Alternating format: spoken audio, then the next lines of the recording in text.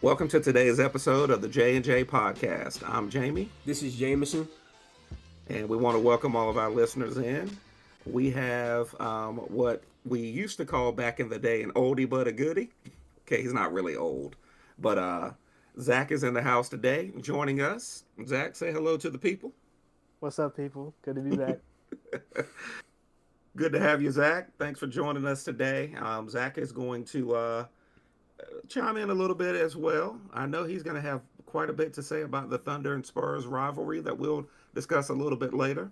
So we'll see what Zach has to say about that. But we're going to jump right into the NFL, and we're going to start with the wild card recap for this week because boy, it really was a wild card. So Jameson, why don't you hop into that? Start talking about what games were of interest to you. Sure. We can go from there. Well, first off, I'll start with the AFC, and we'll just go to the game that took place last night on Monday night, the Texans versus Steelers. And here's what I'm going to say. Aaron Rodgers, love you, illustrious career. Don't ever play another snap in the NFL again, brother. It's time to go and hang up the cleats, bro. And this is no disrespect to Aaron Rodgers. I told you that throughout the season. I honestly commend Aaron Rodgers. He had a really good year, and I actually feel like the fact that he even allowed that team to make the playoffs, given he's 42 years old, that's an accomplishment in itself. So my thing is, there's no point in running it back, though. I think we saw the peak that the Steelers are going to be, and now we'll get to a little bit later. They're not even going to have Mike Tomlin going forward. And so, and I know that was part of the reason why Aaron Rodgers it worked for him in Pittsburgh this year is because of his relationship with Mike Tomlin. So the fact that you're now not going to have that head coach that you just had this past year, I think it's time to go and hang it up. Because at this point, there's nothing that Aaron Rodgers can do outside of winning a Super Bowl that's going to add to his legacy. I feel like all he can do right now is hurt his legacy. So just go ahead and retire. Here's what I will say too. Watching that game last night, the Texans, they still concern me. C.J. Stroud, you got to get it together, bro. Your defense literally only allowed the Steelers to score 6 points. And you fumbled the ball 5 times, brother. You fumbled the ball 5 times. The only reason why the Texans won that game is strictly because of their defense. Their offense was terrible. And C.J. Stroud, I'm telling you now, you play like that against the Patriots, the game's going to be over by the halftime. I'm not even Mayday. Yeah, I'm that Drake May.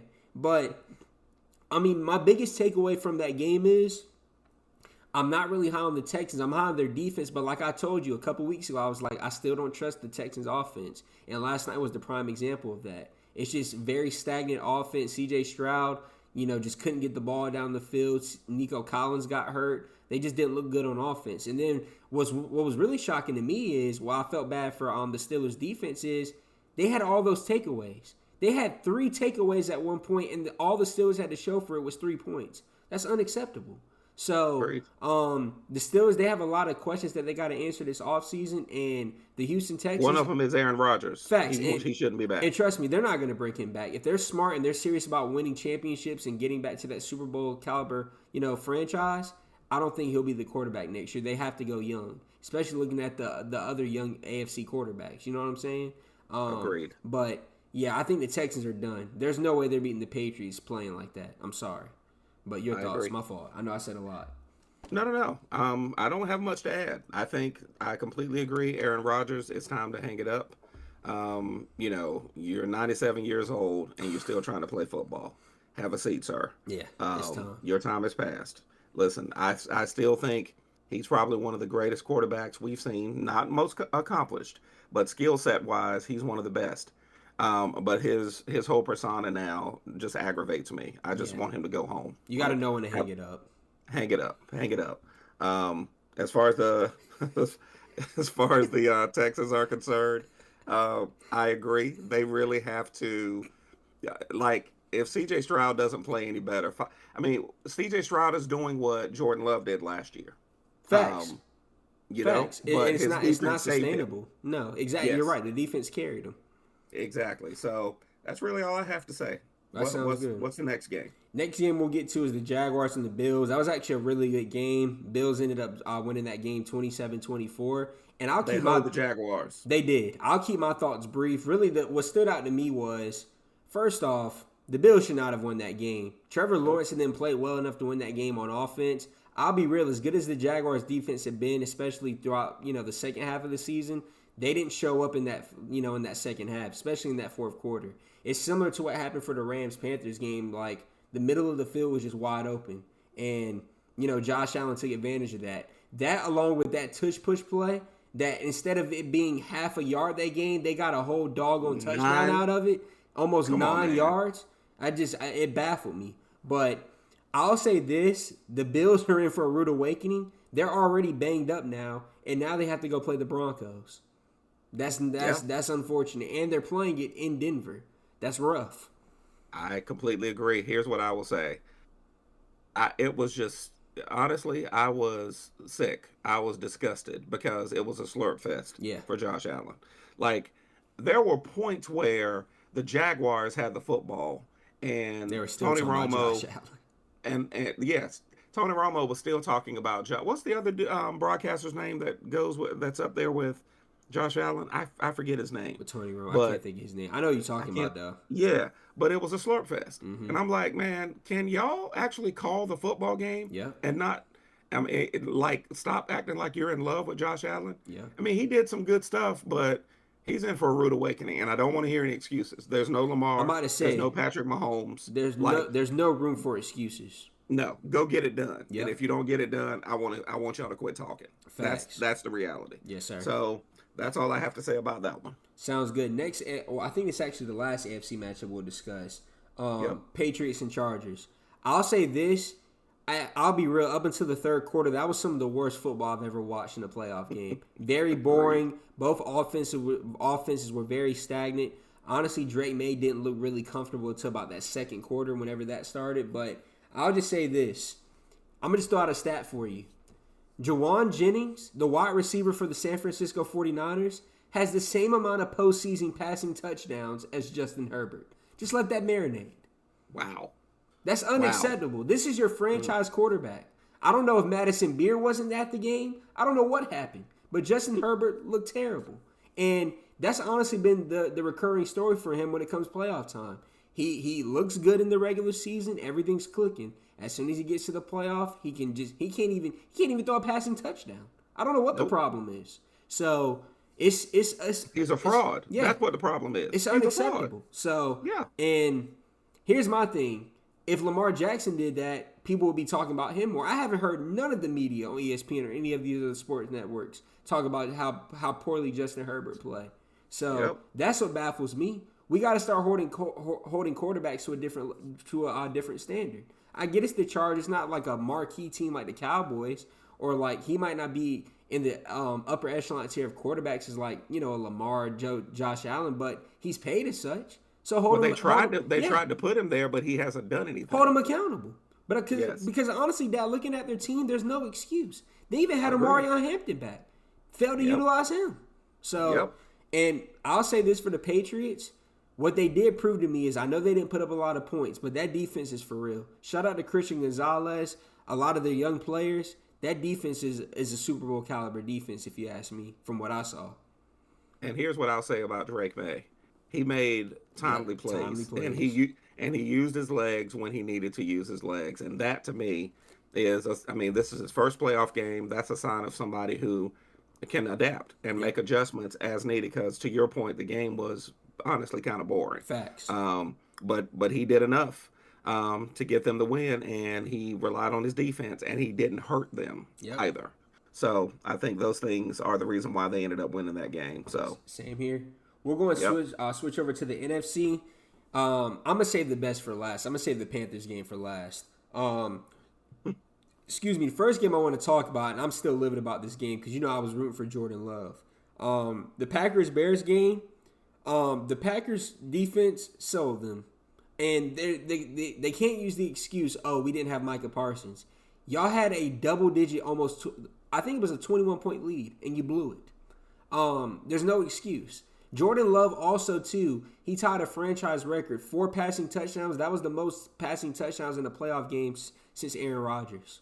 Him and Aaron Rodgers, I think it was one of the quarterbacks they had in like the early or late 70s that also held that record. But Jordan Love almost played a flawless game as a quarterback, and you still found a way to lose that game. It's unacceptable. And I really feel bad for Jordan Love because looking at the rest of the NFC, they had a good chance to go on a really good run if they could have built off of that momentum. So that's really all I'm gonna leave it at. But I do have to say this. People can say what they want about Caleb Williams. The brother's special. The brother's for real. Mm-hmm. I know I'm dogging the Packers defense, but that masterclass of a performance that he had in the second half where he just put the team on his back, like that throw that he made on 4th and 8, that's an all-time Bears play. Like, that's literally going to probably be, if they ever have like a museum for the Bears, that's going to be one of the plays you see in there. Because that was, like, there's only maybe 2 or 3 quarterbacks that in NFL history that I feel like can make that play. Like, it's special. So, if the Chicago Bears honestly going forward, they're just not a good first half team. If they can start playing better in the first half, they can beat any other team in the NFC. But we'll just have to, it kind of remains to be seen. But your thoughts? I don't have a lot more to say except for Jordan Love. Because going into this playoff series, we talked about it. We said, Jordan Love has to prove that he can win in the playoffs.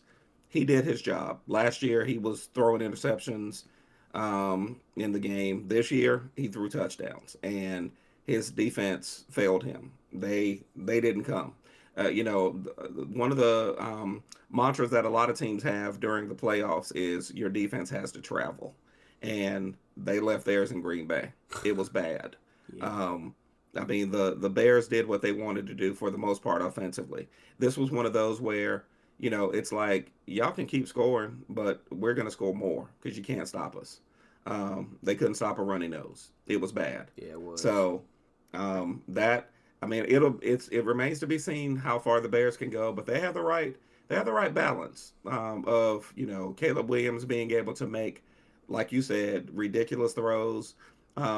Defense is decent overall, and they've got a fairly good running game. So it remains to be seen how far they can go, but Caleb Williams actually showed that he can step up and win them a game by himself. Yep. That's their franchise guy. I think they found him now.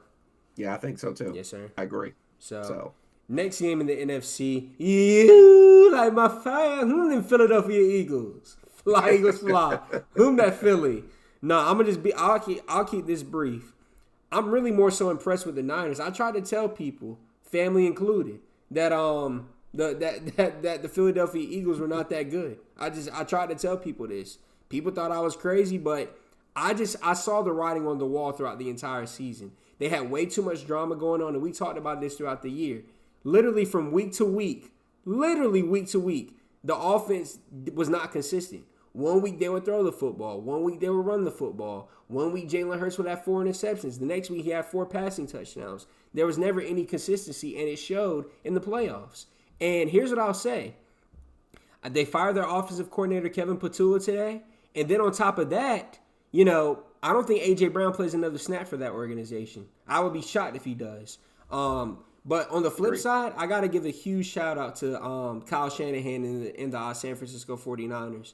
People can say what they want about Brock Purdy. The brother's about to get paid, and he deserves his money. For what he's been able to do without Brandon Ayuk, some of his top wide receiver threats this year, no Ricky Pearsall, I'm very impressed. Christian McCaffrey, that brother is Zeus. He's a special talent. I've never seen anything like him. And then Kyle Shanahan, I get that he blew the 28-3 lead when, he was the offensive coordinator for the Falcons.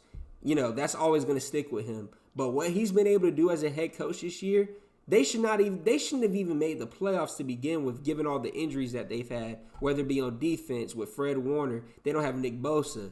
They just lost George Kittle in that game he tore his Achilles. No Trent Williams. They're still finding a way to win games, and it's because of his offensive acumen and his genius. So I'm really rooting for the 49ers right now. I don't know if they're going to beat the Seahawks this upcoming week, but I got to just give a huge shout out to him. He honestly might be the coach of the year in my opinion.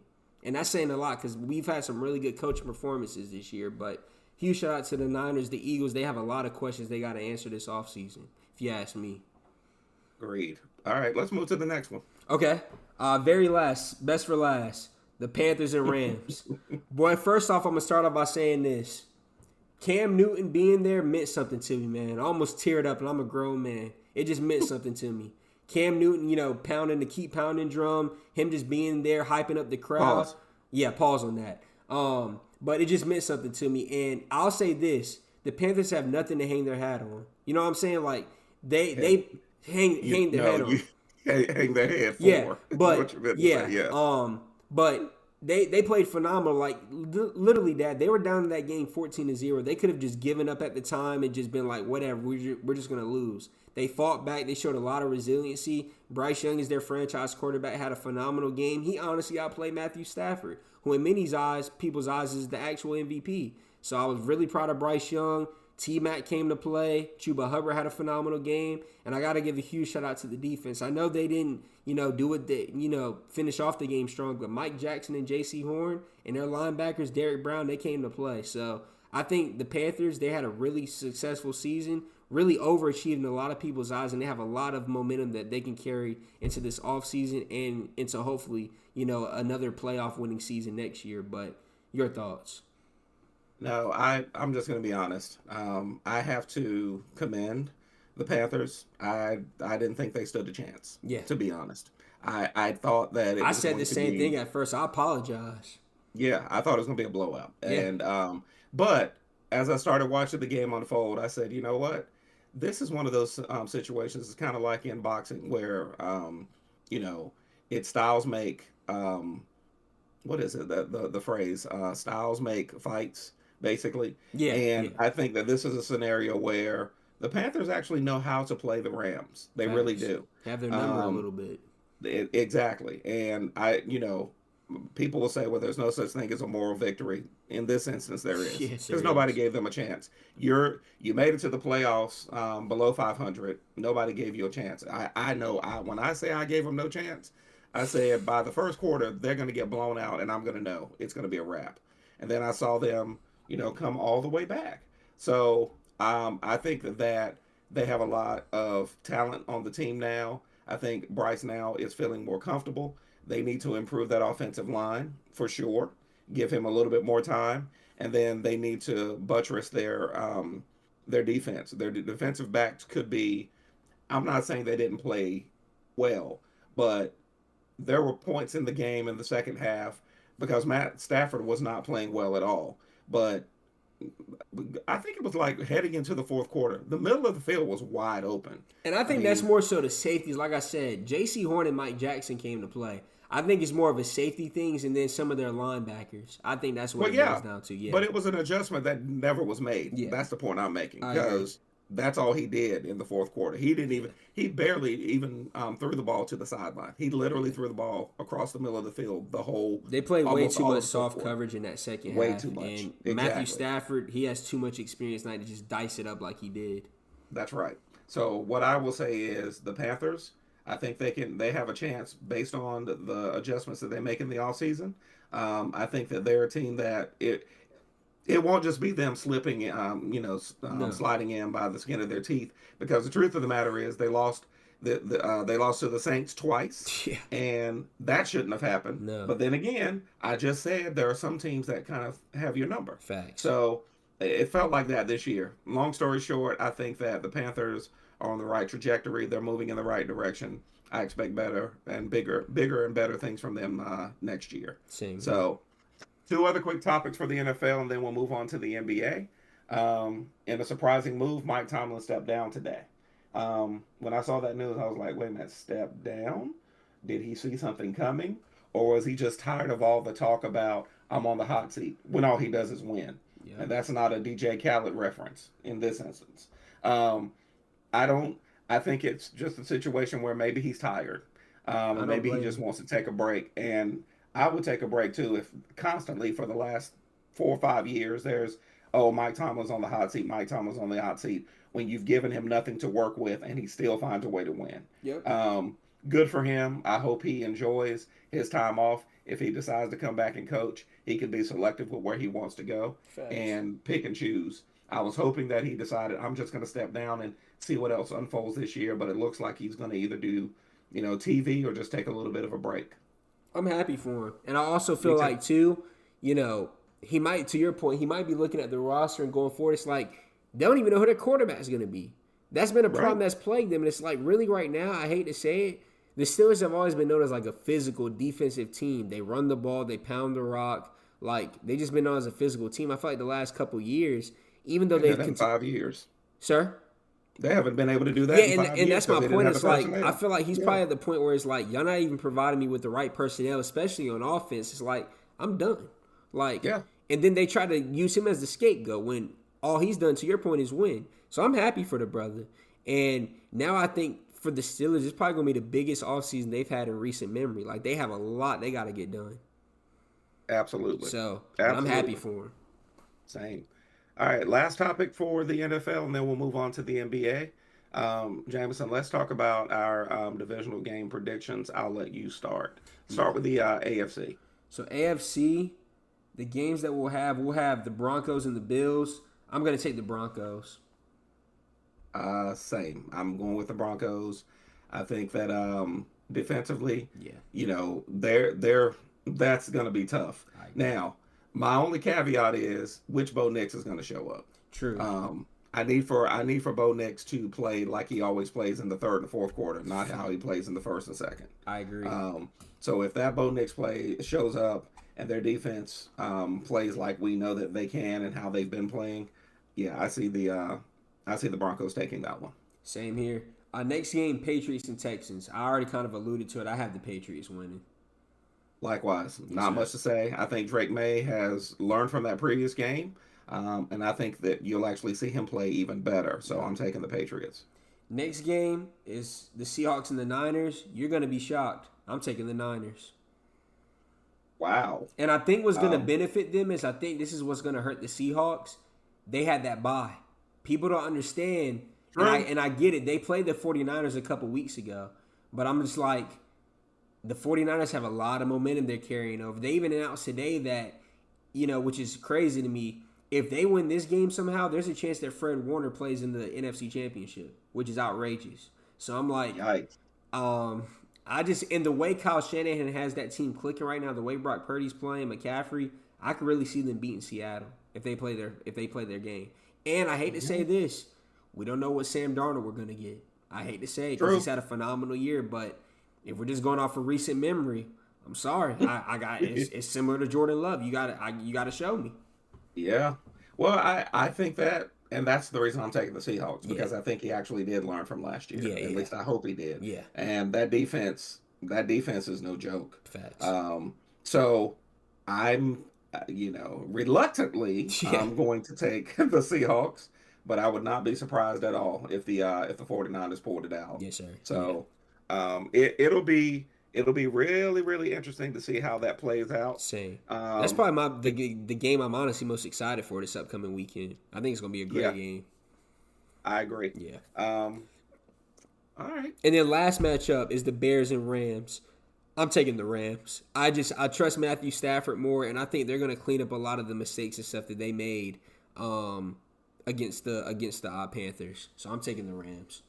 Yeah, I mean the Rams were kind of I won't say preseason, but throughout the season, a lot of Yeah. folks the pundits have been saying the Rams they think could actually win the Super Bowl.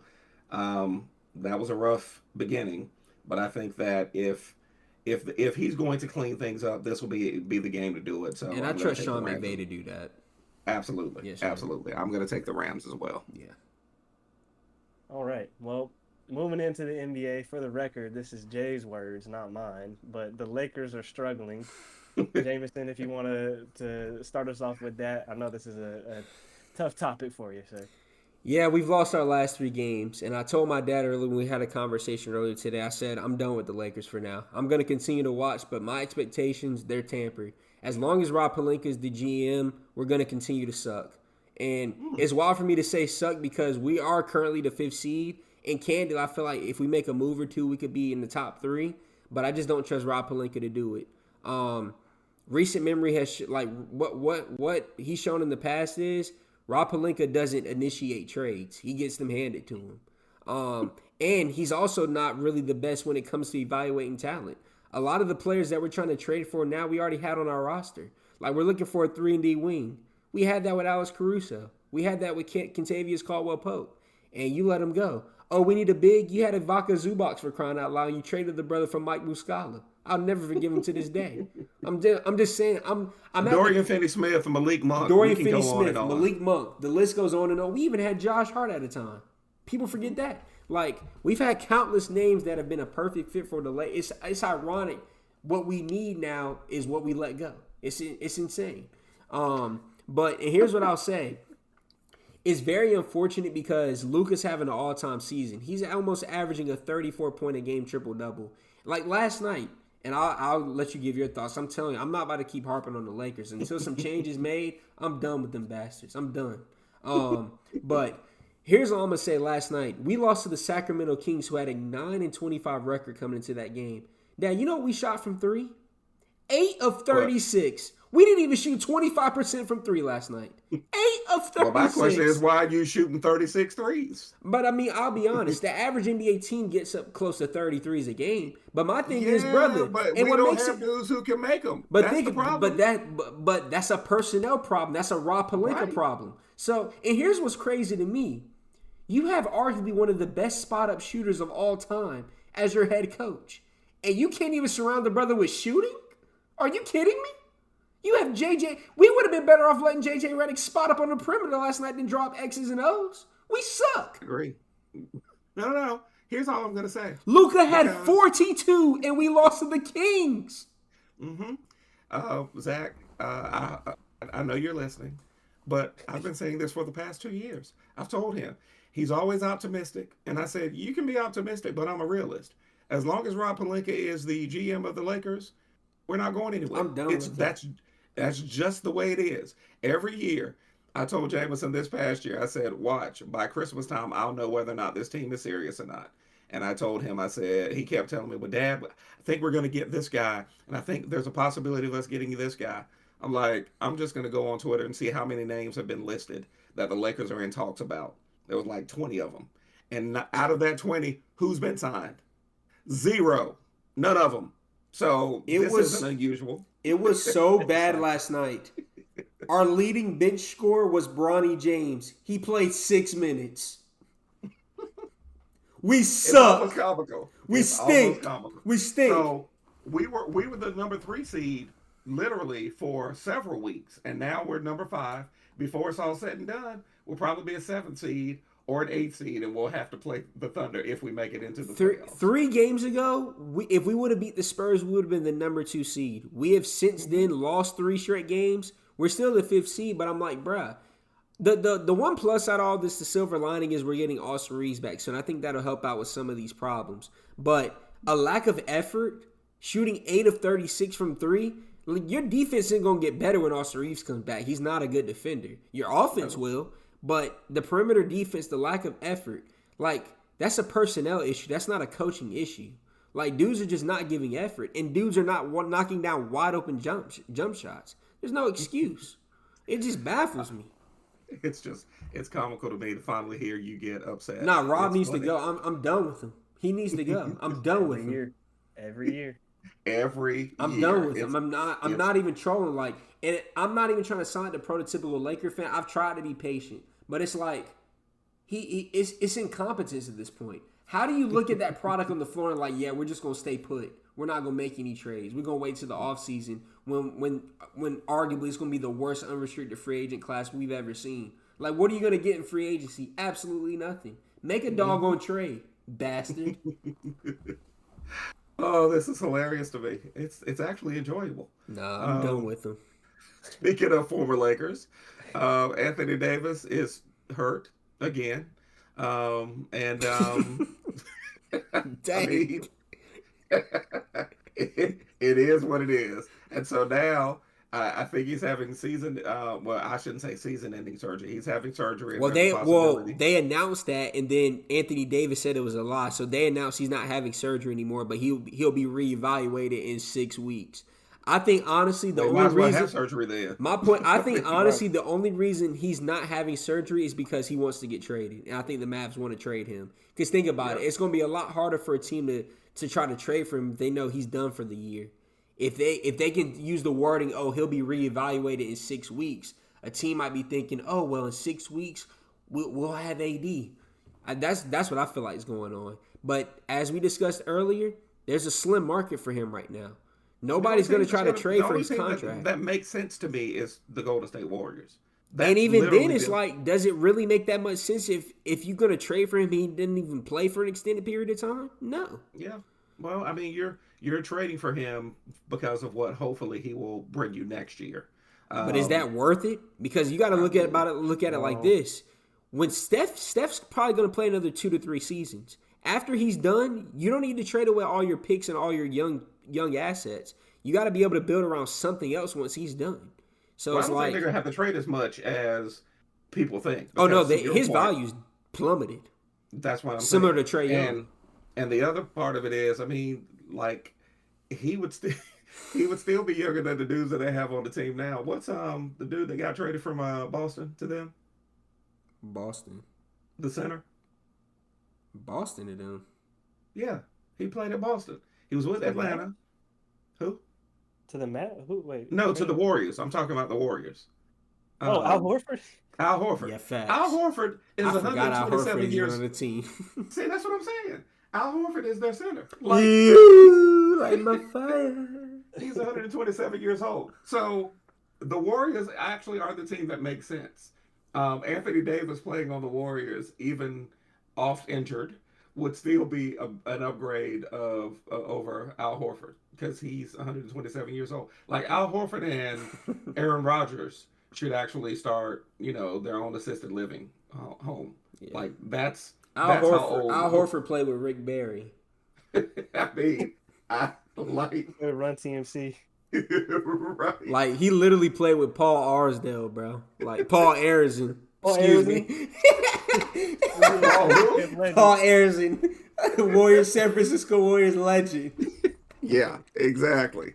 So yeah, I know we're making jokes, but to be honest with you, there's not much of a market, and I think honestly the team that should really try to go get him is the Warriors, and it's not for this season; it's for next season because they're not going to have to give up as many assets as I think people would venture to Yeah. to think. So we'll see how that plays out. Now, Jameson, this next one I know is going to hurt your heart a little bit. The Trae Young trade. Yeah, man, I'll be honest. I was devastated at first. I'm like, he's going from bad to worse. But here's what I'll say. The more I thought about it, I was like, I think this is good for Trae. It's a low pressure situation. It's a kind of a low risk, high reward. I mean, candidly, he literally just got traded for Corey Kispert because CJ McCollum ain't playing for them after this season. So it's wild to think that Trae Young, who literally took John Collins and Kevin Huerter to the Eastern Conference Finals, got traded for Corey Kispert less than 4 years later. Just wild to me. But I'll say this for Washington. They have a lot of young talent, good young talent. Like, I love Alex Sarr. I like Keyshawn George. I love Trey Johnson. He's quickly becoming one of my favorite players to watch. They have some really good young talent, and if all goes well, they continue to suck this year, they'll have a top 5 pick. So they have a lot. Just being candid with you, like they have a lot that they can build upon heading into next year. And because like what reports are already saying is Trae might not even play for them much this year, which I'm not. Yeah. I'm not mad at. I mean, think about this. This brother got traded from the Hawks, is about to get a max contract extension with the Wizards, and doesn't even have to sniff the court this year. I mean, he's making out like a fat cat. Absolutely. So Garfield all day. trust me, I've always said I feel like Trae has never had a fair shot because he's never played with a true all-star. Like, think about it. He hasn't had the luxury of having a number 2 all-NBA level talent. He just hasn't. Like, Jalen Johnson was quickly becoming that, but they barely played together. So, John Collins was the best player he's had. exactly, like, play really, along and with. that's saying a lot. bench. Like, he's the Clippers' 6th option right now. For being real. So I'm just saying, it's insane. like, I've always wanted Trae to be in a situation where he's playing for a contender, actually has a chance to compete for a championship. But at the same token, this could honestly be a good situation for Trae where there's is not a lot at stake. A lot of pressure. Like, if he can get them to the play, and he'll probably get a statue right out there with Wes Unseld. Just being Absolutely. honest. So They and might Gilbert change the name Arenas. back to the Bullets. Yeah. That's what I'm saying. So, like, of course, I was really distraught at first, but the more I've thought about it, I'm like, I think it's actually going to be a good situation for Trae. So, Yeah. all in all, It's a fresh and start. I'll be real, they fleeced the Hawks. I mean, Corey Kispert and CJ McCollum, that's god awful. Yeah. Absolutely. It's terrible. Zach, thoughts on this? I pulled up Basketball Reference just to get an idea of where their record was because it's just been mediocrity for the past couple years. Yes. You talking about the Hawks or the We had that Wizards? one. Well, the Wizards are just purgatory. No, I they're mean, god Yeah, awful. yeah. Yes. yeah. Um, no, the Hawks. So they had that one good year. Even that 41-31. It's not like tremendous. Yeah. And then 43-39, 41-41, 36-46, 40-42. It's just like I'm. It's gonna sound counterintuitive, but I'm actually starting to cheer for them more now that they traded Trae because they were just going to be stuck in the same constant seventh, eighth seed, playing the play in with the Bulls and the Heat, maybe make it, losing the first round. It's a joke. So start over, try a little bit new, but yeah, I'm glad that he has a new change of scenery. Well, here's Yeah. a question I And have for both of y'all, because a lot has been made about Jalen Johnson's, the way he's taking he's the going to next be the step face. this year. Do you think that he's already the franchise guy for them? I know people are saying that. Do you think he's good enough to be like a superstar caliber player? He has a chance. I think Yeah. so I too. mean, it remains to be seen. I think he has the skill set. It'll just be because here's what I will say. Zach just went down. You know what their record was. That's only because of Trae. To be perfectly honest with you, Facts. like he's the only reason they stayed, relevant because Facts. he Right. didn't have any help. So it's a good change of scenery for him. Now it'll be on, the Hawks to really surround Johnson with, some talent. I mean, I think they've got some nice young pieces. Daniels is, special. Nikhil He plays Alexander both Walker's been amazing too. apps, and that's what I was gonna say. But he's not a point guard, so No. they're gonna have to go get a legitimate point guard who can, distribute the ball, and that's easier said than done. Facts. So I do believe Johnson has a chance to be that guy. But just like with Trae, it's gonna depend upon who they put around him. Facts. Um, and they've got to do a better job of getting the right personnel. So we'll see. Yeah. Um, Next topic: Thunder versus Spurs. Zach, I'm going to let you have this one because I want to hear from a Thunder fan. Do you see this as a rivalry since y'all can't seem to beat the? No, let me stop. Um, your thoughts on the Thunder versus Spurs rivalry? Well, to lead into that, I'd like to just say on the record, I think I'm stepping down from cheering for the Thunder as a whole. I like So On Dub. the record. Yeah, on the record, what? because yeah, I like Dub. Dub's my favorite player outside of Amin, but I just can't. Like it feels wrong to root for this team for a plethora of reasons. But yeah, I'm gonna cheer for the Hawks more, and if they still stay mediocre, it is what it is. But for the whole rivalry thing, I think it's more so a Chet Wemby Yeah, rivalry that's what I was gonna than bring these up. Yes. teams. All because of that one, like that Jimmy High Roller video is good. That one FIBA game all those years ago, but yeah, they have their what y'all were talking about earlier with the Panthers and the Rams. They have their number. They cannot seem to beat the Spurs, and I'm glad for them as a team, even though I don't really care anymore. They needed it because they thought they couldn't be beat, and Yeah. they have people like me believing that too a little bit. So it's like you got to wake up, and they have not done that. So I think the Spurs, honestly, at this point, if they don't change anything, and J Dub doesn't play better, and Caruso doesn't shoot 0 for 10 from three in those games, Mm. I think the Spurs beat them in the playoffs. Yeah. Yeah. Jameson, your thoughts? No, I was gonna add on to that. I was gonna say I think a lot of this has been like the whole Chet and Wemby thing. But I'll be right. I also think this Thunder Spurs thing is good for the NBA. Like I know Adam Silver's probably loving this. Like it's bringing more eyes to the game. It's also adding like it kind of reminds me. I'm not gonna compare it crazy to that because Chet's not on the same level as like a Wemby right now. But it reminds me of like the old Magic and Larry type rivalries where it's good for the game. That's how you promote and market the sport more. So Yep. I think it's gonna be good for the NBA as a whole. And it's like it's entertaining basketball. Like Wemby literally has a personal vendetta against Chet, and Chet did He nothing wrong. despises He that dude. hates Like him. it's right. And like It's to Zach's point, it all spanned from a FIBA game. Like that's what's wild. right. Like whenever Wemby, him and like Wemby were like 17, 18 years old, it just stems from that. And like he's literally kept that. Like he has a personal vendetta against him that he won't let go. And I I love it love it. though. Because I love it. That's and great. here's what I'll say, and I know I was already thinking about this. Like I know it hurt Wemby a ton that like all that back and forth with Chet, and then Chet won a ring last year, and Wemby was, dealing with the blood clot issue. Like, it's all good storylines, and I love it. And I feel like the NBA needs more of those healthy rivalries. I mean, I'm saying healthy. Wemby's out for blood every time he sees the brother. Like, cheering for him on this free throw, like that's the energy I need. that's what I'm saying. I love it. So, and here's what I'll say for the Thunder. To Zach's point, they started off 24-1. After that first loss that they had to the Spurs, they are now since 6-6.